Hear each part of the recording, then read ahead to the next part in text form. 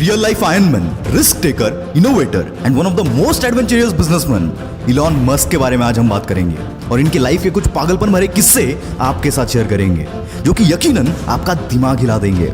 बस आखिरी लाइन तक सुनना, एक भी सेकंड आपका वेस्ट नहीं जाएगा। So let's start with the journey of world famous business personality Elon Musk. किसी भी नॉर्मल इंसान को कंप्यूटर प्रोग्रामिंग सीखने के लिए 6 महीने लगते हैं, पर इस बंदे में बचपन से ही कुछ खास बात थी। 9 साल की उम्र में जब इलॉन मस्क को अपना पहला कंप्यूटर मिला, उस वक्त कंप्यूटर के साथ प्रोग्रामिंग की एक बुक भी साथ में मिली थी और इस 9 साल के बच्चे ने बिना सोए 3 दिन में ही इस बुक को खत्म कर दिया और इस प्रोग्रामिंग नॉलेज को यूज करके 12 साल की उम्र में एक कॉम्पिटिटिव गेम डिजाइन करके एक वीडियो गेम कंपनी को बेच भी दिया। ऐसी कुछ अजीबोगरीब किस्सों से भरा है इलॉन मस्क का बचपन। कहते हैं इलॉन मस्क के पास फोटोग्राफिक मेमोरी है, यानी कि जो भी चीज वो एक बार देख ले उन्हें याद हो जाती है। ये बात तो आपने सुनी होगी कि इलॉन को स्कूल में काफी बुली किया जाता था, जिसकी वजह से इनका कोई दोस्त नहीं था और इसीलिए ये बंदा अपना ज्यादातर वक्त किताबें पढ़ने में गुजार देता था। इलॉन के भाई बताते हैं कि इलॉन 7-8 साल की उम्र से दिन के 15-15 घंटे पढ़ते थे। अभी आपको थोड़ा फनी लगेगा, पर ये एक्चुअल किस्सा है। बचपन में किसी से भी बात करते करते ये बंदा अपनी सोच में गुम हो जाता था।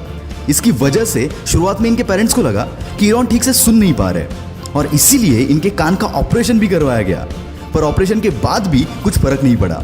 और फिर उनको पता चला कि इनका फोकस लेवल इतना ज़्यादा है कि अगर ये कुछ सोच रहे होते हैं तो उन्हें आसपास की आवाज़ें तक सुनाई नहीं देती। वैसे तो इलॉन बचपन से ही इनोवेटिव होने के साथ साथ बिजनेस माइंडेड भी थे, वरना कौन सा 12 साल का बच्चा खुद का प्रोडक्ट बनाकर कंपनीज को बेचने की सोचता है। 17 साल की उम्र में इलॉन पेंसिल्वेनिया यूनिवर्सिटी में एडमिशन लेकर कनाडा शिफ्ट हो गए और वहाँ उनके कुछ दोस्त भी बने।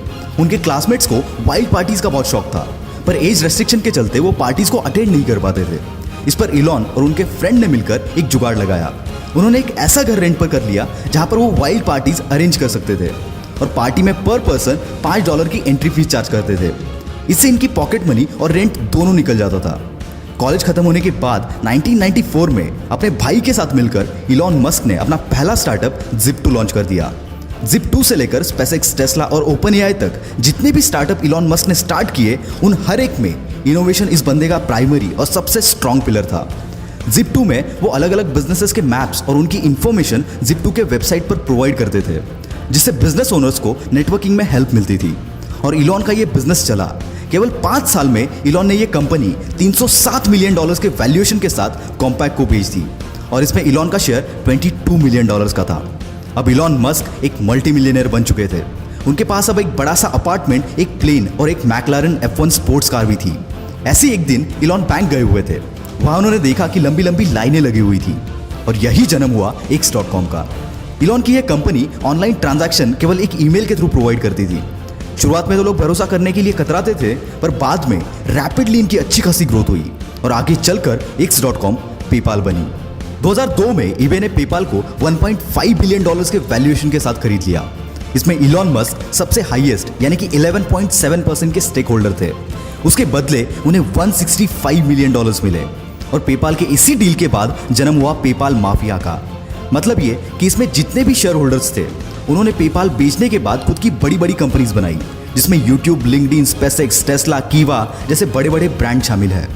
पेपाल के बाद इलॉन मस्क के पास काफी पैसे आ चुके थे। अब उन्हें पूरा करना था अपना स्पेस ट्रैवल का सपना, इसलिए रॉकेट खरीदने के लिए ये बंदा रशिया चला गया। वहाँ रॉकेट का नॉन निगोशिएबल $8 मिलियन का प्राइस सुनकर ये बंदा खाली हाथ वापस चला आया, पर आते टाइम अपने साथ एक जज्बा लेकर आया कि अब रॉकेट तो मैं खुद बनाऊंगा। पर किसी भी चीज को जीरो से शुरू करना इतना आसान नहीं होता, कई बार हार का सामना भी करना पड़ता है। पर इस बंदे ने किताबें पढ़कर एक्सपेरिमेंट कर करके रॉकेट को बनाना चालू किया। साथ ही इलेक्ट्रिक कार बनाने वाली कंपनी टेस्ला में भी इन्वेस्ट किया, पर इतनी कोशिशों के बावजूद नाकामयाबी बंदे का पीछा छोड़ने को तैयार नहीं थी। एक के बाद एक रॉकेट्स के टेस्टिंग फेल हो रहे थे। यहाँ टेस्ला भी फंडिंग ना मिलने की वजह से डूबने की कगार पर थी। एक समय तो ऐसा भी आया जब इस बंदे के पास आखिरी $40 मिलियन बचे थे और दोनों भी कंपनीज डूबने की कगार पर थी। इनके सामने 2 ऑप्शन थे, SpaceX में सारा पैसा लगाकर टेस्ला को डूबने दो या फिर दोनों में आधा आधा पैसा लगाकर दोनों को डूबने दो। और ऐसी सिचुएशन में इस बंदे ने दूसरा रास्ता चुना और फॉर्चुनेटली इनका चौथा रॉकेट चल पड़ा और साथ ही साथ इनकी किस्मत भी।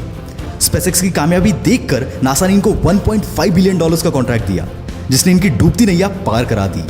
SpaceX और टेस्ला के साथ साथ इलॉन मस्क की कई सारी कंपनीज है जो कि इनोवेटिव कंपनीज हैं।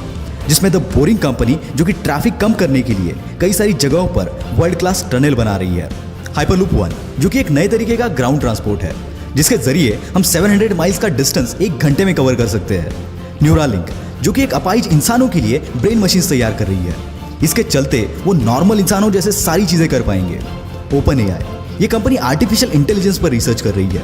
साथ ही इलॉन मस्क स्टारलिंक नाम के एक प्रोजेक्ट पर काम कर रहे हैं, जिसके चलते वो 12,000 सैटेलाइट स्पेस में भेजेंगे, जो कि अर्थ की ऑर्बिट में एक स्टार जैसी चेन बनाएंगे। और इसी स्टारलिंक के जरिए पूरी दुनिया में हर जगह इंटरनेट प्रोवाइड किया जाएगा। दोस्तों, जहां पर किसी भी नॉर्मल बंदे की सोच खत्म हो जाती है, वहां इस बंदे की सोच शुरू होती है। और यही बात इन्हें इलॉन मस्क से द इलॉन मस्क बनाती है। दोस्तों, बिग शॉट की अगली स्टोरी आप किस पर देखना चाहते हो, कमेंट में जरूर बताना। वीडियो में दम हो तो सब्सक्राइब करो और वीडियो को फैला दो यार। This is will power star signing off for the day. Bye bye.